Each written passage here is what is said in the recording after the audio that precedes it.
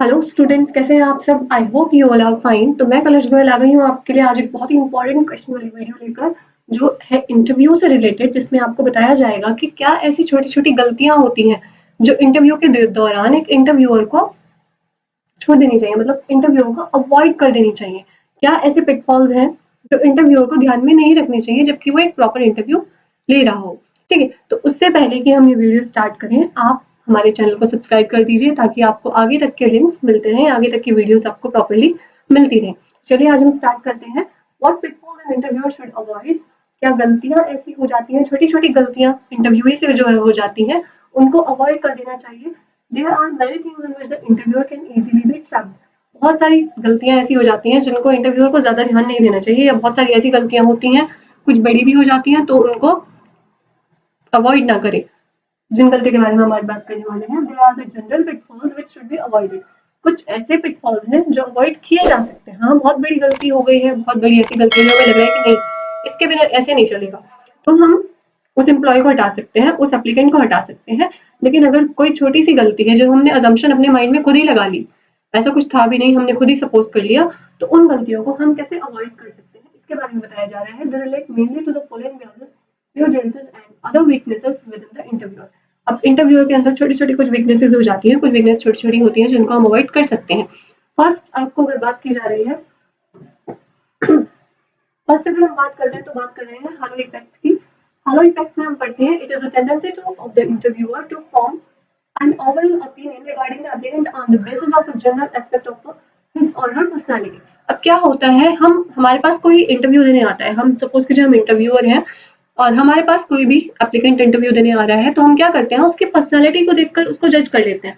इसने ऐसे, इस तरीके से वो ड्रेसअप है, जिस तरीके से वो ड्रेसअप है उसने सही तरीके से हेयर्स फॉर्म नहीं किए हैं, तो हम उसकी पर्सनैलिटी को देखकर ये जज कर लेते हैं कि ये पर्सन सही तरीके से काम नहीं कर सकता। क्यों ऐसा क्यों होता है? नॉर्मली बोला जाता है कि आज के टाइम में पर्सनैलिटी नीडेड है, विदाउट पर्सनैलिटी तो नहीं चल सकता है। लेकिन कई बार ऐसा होता है कि कोई एम्प्लॉय काम कर रहा है, कोई भी एम्प्लॉय या कोई भी एप्लीकेंट अपने किसी भी कंडीशन में आ रहा है, तो हो जाता है कि वो इंटरव्यू के टाइम पर सही तरीके से नहीं पहुंच पाया, सही तरीके से ड्रेस्ड नहीं है। लेकिन इसका मतलब ये तो नहीं है ना कि वो काम प्रॉपर तरीके से नहीं कर सकता, वो उस जॉब के लिए फिट नहीं बैठता है। तो सबसे पहला पॉइंट जो बोला जा रहा है वो आ रहा है हाउ इफेक्ट। इसमें बताया जा रहा है किसी की भी पर्सनालिटी को लेकर, हम किसी की भी पर्सनालिटी उसके ड्रेसअप को देखकर हम ये अंदाजा नहीं लगा सकते कि वो आगे किस तरीके से काम करेगा, राइट? एग्जाम्पल ही हमने इसमें दिया है, if the candidate did not comb his hairs properly, the interviewer might have an image that the applicant is careless person। अब क्या होता है, कोई इंटरव्यूई अगर अपने हेयर्स को कॉम्ब कर नहीं आ रहा है, तो इंटरव्यूअर जो होता है वो माइंड में ये अजम्पशन लगा लेता है कि ये केयरलेस है। इस पर्सन को इतना भी नहीं पता है कि जब इंटरव्यू देने आना है तो हमको किस तरीके से आना है। अब ऐसा नहीं होता कि जो पर्सन इंटरव्यू देने आ रहा है उसको नहीं पता इन सब चीजों के बारे में। कभी हो जाती है कोई छोटी छोटी गलतियां, तो इन चीजों को थोड़ा सा अवॉइड कर देना चाहिए। सेकंड पॉइंट आता है स्टेरियोटाइप एरर्स। कुछ स्टेरियोटाइप एरर्स ऐसी हो जाती है, हम किसी की भी बात को सुनकर कुछ भी अंदाजा लगा लेते हैं, तो ये बात बहुत गलत है। हम किसी को भी सुनकर कुछ भी अपने माइंड में अजम्पशंस लगा लें, किसी के भी बारे में हम ये सोच लें कि नहीं ये तो कर ही नहीं सकता है, ये पर्सन, इसके हमने क्या किया, सरफेस फीचर्स को देखकर हमने अंदाजा लगा लिया कि हाँ ये ऐसे नहीं कर सकते, ये काम नहीं कर पाएगा, और हमने उस एम्प्लॉय को, उस एप्लीकेंट को हटा दिया। तो ये चीज बिल्कुल गलत है, इन चीजों को थोड़ा सा अवॉइड कीजिए। थर्ड बात आती है एक्सपेक्टेंसी एरर। क्या होता है, it is a tendency of an applicant to anticipate the need and preference of the interviewer and to respond accordingly. क्या इसमें बोला गया है कि जो इंटरव्यूई होता है वो पहले से ये बात सोच, उसको पहले ये बात सोच लेनी चाहिए कि जो इंटरव्यूअर है सॉरी, जो इंटरव्यूअर है वो किस तरीके का क्वेश्चन आगे पूछ रहा है, और जिस तरीके का क्वेश्चन वो पूछ रहा है उसके क्या एक्सपेक्टेशन होगी उस आंसर को लेकर। अब कई बार क्या होता है, इंटरव्यूअर के माइंड में होता है कि ये सामने वाला पर्सन मुझे इस तरीके से आंसर करेगा, लेकिन ऐसा नहीं हो पाता, वो अपने ही वे में कुछ और आंसर करता है। तो जो इंटरव्यूअर होता है उसका माइंड डिस्ट्रैक्ट हो जाता है, वो इन चीजों को अवॉइड नहीं कर पाता, जो कि गलत है, होना चाहिए। कभी होता है ऐसा कि सही अगर बात बोली जा रही है वो किसी और तरीके से भी बोली जा सकती है, जरूरी नहीं है कि उसको बोलने का एक ही तरीका हो। लेकिन इंटरव्यूअर जो होते हैं वो कुछ माइंड में अपने साइड कभी कर लेते हैं ऐसा, तो नहीं, ऐसा नहीं होना चाहिए। एक इंटरव्यूअर की रियल इमेज नहीं दिखाई देती उसमें। It is not accordance with the interviewer preference, so the interviewer should give the leverage to the candidate। तो जैसे इसमें मैंने अभी आपको बताया कि इंटरव्यूअर जो होता है वो पहले से ही सोच लेता है कि मैंने इससे ये क्वेश्चन पूछा है तो इसका आंसर मुझे सिमिलरली यही मिलेगा जो मैं सोच रहा हूँ। लेकिन हो कभी हो ऐसा जाता है कि जो इंटरव्यू देने वाला पर्सन है वो आंसर कुछ और दे देता है, लेकिन आंसर सही होता है। तो इन पिटफॉल्स को उसको अवॉइड कर देना चाहिए, इन चीजों पे उसको ज्यादा रिफरेंस नहीं लेनी चाहिए। फोर्थ अगर हम बात करते हैं तो आ रहा है आइडल इमेज एरर। अब क्या होता है, जो पर्सन इंटरव्यू देने के लिए आने वाला है उसके लिए एक इंटरव्यूअर के माइंड में पहले से ही एक इमेज सेट होती है कि अगर मुझे सिलेक्ट करना है तो मुझे ऐसे पर्सन को सिलेक्ट करना है जो इंटरव्यू के लिए, जो इस जॉब के लिए फिट बैठता हो, उसकी क्वालिफिकेशन क्या हो, वो किस वे पर काम कर सके, कितने अच्छे तरीके से काम कर सके, उसका बिहेवियर कैसा हो, उसकी पर्सनालिटी कैसी हो, इन सब चीजों को वो पहले से ही अपने माइंड में सेट कर लेता है। वो पहले से ये सोच लेता है कि इस जो सामने पर्सन आने वाला है इंटरव्यू देने के लिए, उस सब में ये सारी चीजें होनी चाहिए। तो कभी-कभी क्या हो जाता है, usually an interviewer has an image of a candidate, this usually happens that the image in their mind interviewer does not coincide. कभी-कभी वो इमेज सामने वाले पर्सन से मैच नहीं हो पाती, वो फिट नहीं बैठ पाती है। तो interviewer should go on for a compromise. तो इंटरव्यूअर को क्या करना पड़ता है, कॉम्प्रोमाइज करना पड़ता है। क्या होता है, अब इमेज फिट तो नहीं बैठ रही है, नॉर्मली जो इंटरव्यूअर ने सोचा था वो भी नहीं है, सामने वाला पर्सन उसके अकॉर्डिंग भी नहीं है, तो इंटरव्यूअर को कभी-कभी कॉम्प्रोमाइज करना पड़ता है। इन सब चीजों के लिए थोड़ा-थोड़ा सा उसको कॉम्प्रोमाइज अपने आप से करना पड़ता है। नेक्स्ट अगर हम बात करते हैं तो आता है पर्सनल ब्याज ऑफ द इंटरव्यूअर।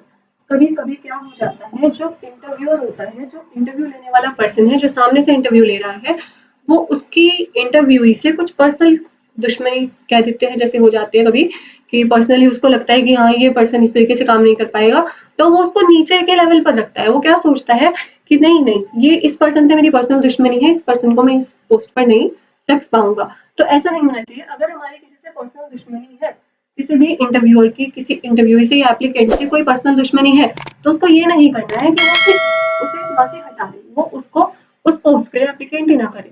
नेक्स्ट बात आई है, द इंटरव्यू में have many personal grudges against the candidate. बहुत सारी ऐसी बातें होती हैं जो इंटरव्यूअर कभी-कभी अपनी पर्सनल दुश्मनी पे आ जाते हैं। तो पोर हैंडशेक सपोज कीजिए, अब इंटरव्यूअर के सामने इंटरव्यू आया, उसने हाथ मिलाया, हैंडशेक किया, अब वो हैंडशेक करने का तरीका प्रॉपर नहीं था, इंटरव्यूअर को गुस्सा आ गया।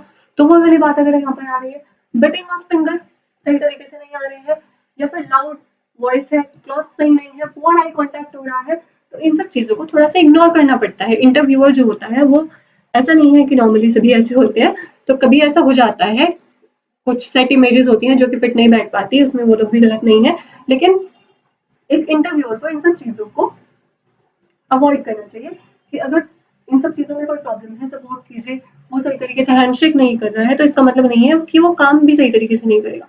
इन छोटी-छोटी चीजों को एक इंटरव्यू को अवॉइड करना पड़ता है। नेक्स्ट अगर बात हो रही है तो साइंस एंड मैथ्स, जैसे हैंड राइटिंग की बात हो गई, किसी भी पर्सन की हैंड राइटिंग अच्छी नहीं है, आउटवर्ड फीचर्स अच्छे नहीं है, उसके डेट ऑफ बर्थ के नंबर लेटर्स तो उसको कोई प्रॉब्लम है, या फिर शेप्स बॉल्स या फिर स्कॉलर साइंटिफिक टर्म्स उनके अच्छे नहीं है, कोई एबिलिटी इसके अकॉर्डिंग, जैसे सपोज कीजिए हम एक एग्जांपल ले लेते हैं, कोई भी इंटरव्यू सामने से आया इंटरव्यू देने के लिए, अब उसने क्या किया, उसने उसको बोला कि आप कुछ लिखकर दिखाओ, इंटरव्यूअर ने बोला आप कुछ लिखकर दिखाओ, अब उसकी राइटिंग को देखकर उसको जज कर लेना, ये तो बिल्कुल गलत बात है।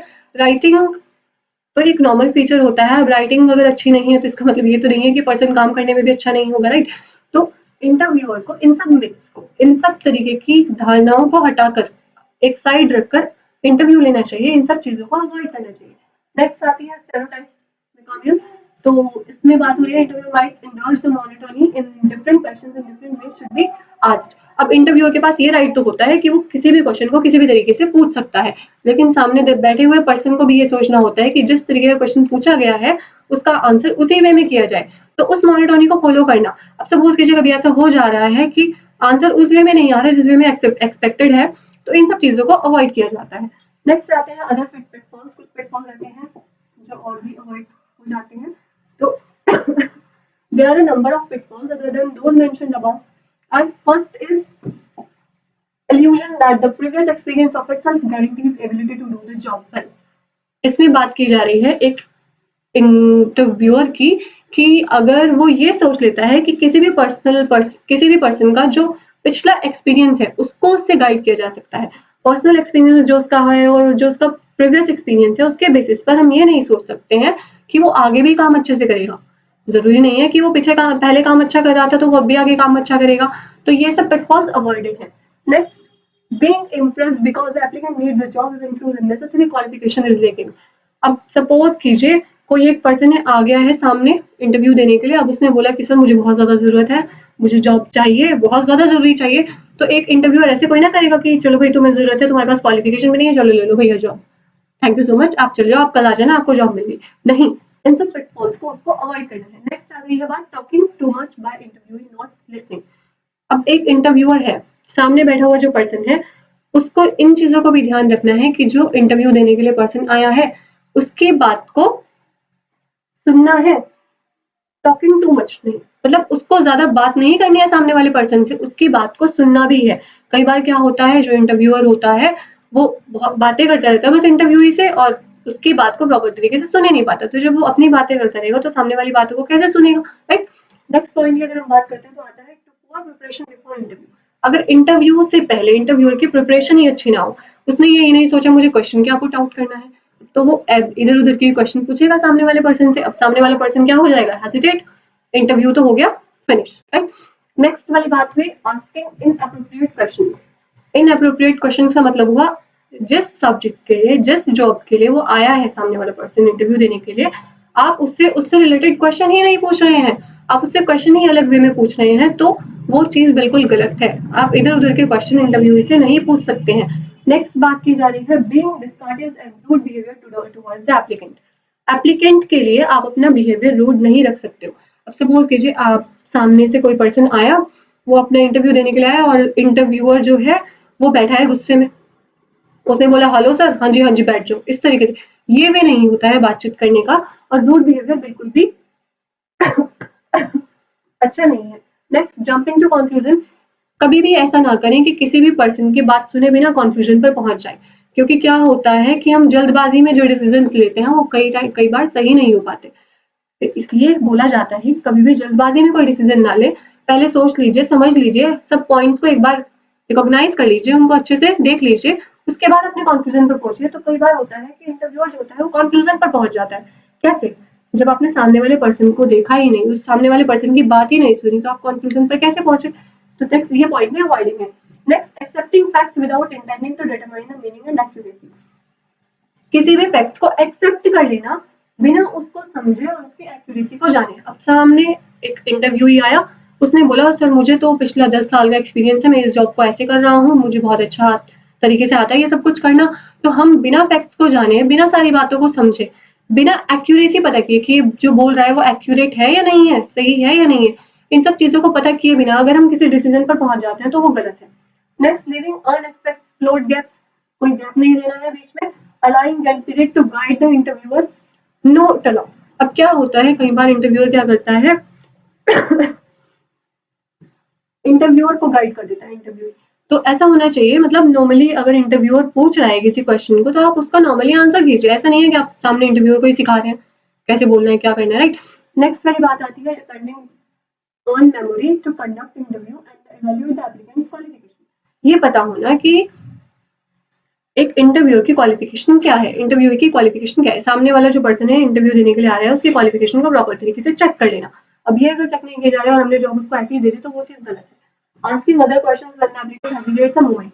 अब उससे हम इधर उधर के क्वेश्चन पूछ रहे हैं। नॉर्मली क्या होता है, कई बार पर्सनल ब्यास को हमने अभी आपको एक पॉइंट ले गया, पर्सनल ब्यास की वजह से आप नॉर्मली इधर उधर के क्वेश्चन इंटरव्यूअर पूछ लेता है, तो वो चीज गलत है। इधर उधर के क्वेश्चन आप ना पूछे किसी भी पर्सन से, ताकि ऐसा ना हो कि वो हेजिटेट हो जाए आपसे, या उसको ऐसा लगे कि मुझे अच्छा नहीं लग रहा है इंटरव्यू देने में, मुझसे इस तरीके के पर्सनल क्वेश्चन पूछे जा रहे हैं, तो ये चीज गलत। Next appearing to be critical and call towards the applicant. इतने क्रिटिकल मत हो जाइए एप्लीकेंट के लिए कि उसको आपको समझना ही भारी पड़ जाए। अब नॉर्मली मैंने कल आपको एक क्लियर एग्जांपल दिया था कि जो एक एप्लीकेंट की लैंग्वेज है, अब सपोज कीजिए सामने एप्लीकेंट हिंदी में बात कर रहा है, तो ऐसा नहीं होना चाहिए कि इंटरव्यू आपसे अलग लैंग्वेज में बात करे। अब उसको समझ में ही नहीं आ रही, आप इंग्लिश में बोले जा रहे हैं, सामने वाले पर्सन को पता ही नहीं आप बोल क्या रहे हैं, तो इतने भी ज्यादा उसके लिए क्रिटिकल मत हो जाइए कि वो आपको प्रॉपर्ली समझ ही ना पाए। सर नेक्स्ट बात आती है not observing non verbal clues. बिना किसी क्लू के, बिना प्रॉपर किसी बात के हम किसी भी पॉइंट पर नहीं पहुंच सकते हैं। नॉर्मल किसी भी पॉइंट पर पहुंचने के लिए हमें प्रॉपर क्लूज को सर्च करना पड़ता है। नेक्स्ट पुअर क्वेश्चन, गलत क्वेश्चन ना पूछ। इंटरव्यूअर गलत क्वेश्चन पूछ लेते हैं, कभी ऐसा हो जाता है कि क्वेश्चन सही ही नहीं है, आपने पूछ लिया, तो वो गलत क्वेश्चन ना पूछे। लीडिंग क्वेश्चन, लोडेड क्वेश्चन या डेड क्वेश्चन, क्वेश्चन जिनका कोई मतलब ही नहीं है। कहते हैं ना कि किसी बात का सिर ना पैर और बात करने चले, तो वही वाली बात यहाँ आ जाती है। नॉर्मली आप इस तरीके के क्वेश्चंस पूछें जो उससे रिलेटेड हो, जो उनको पता हो, जिसके बारे में वो अपनी जॉब के लिए आए हैं, राइट। अब आज हमने स्टूडेंट्स क्या पढ़ा, हमने पढ़ा कि क्या पिटफॉल्स हैं जो एक इंटरव्यूअर को फॉलो करने पड़ते हैं। तो ये पिटफॉल्स हमने बताया जो अवॉइड किए जा सकते हैं। इन पिटफॉल्स के बारे में हमने आपसे बात की है। अगर आपको इन पिटफॉल्स में या इस वीडियो में कोई भी प्रॉब्लम या किसी भी तरीके की क्वेरी है तो आप कमेंट बॉक्स में कमेंट कर सकते हैं। Thank you so much.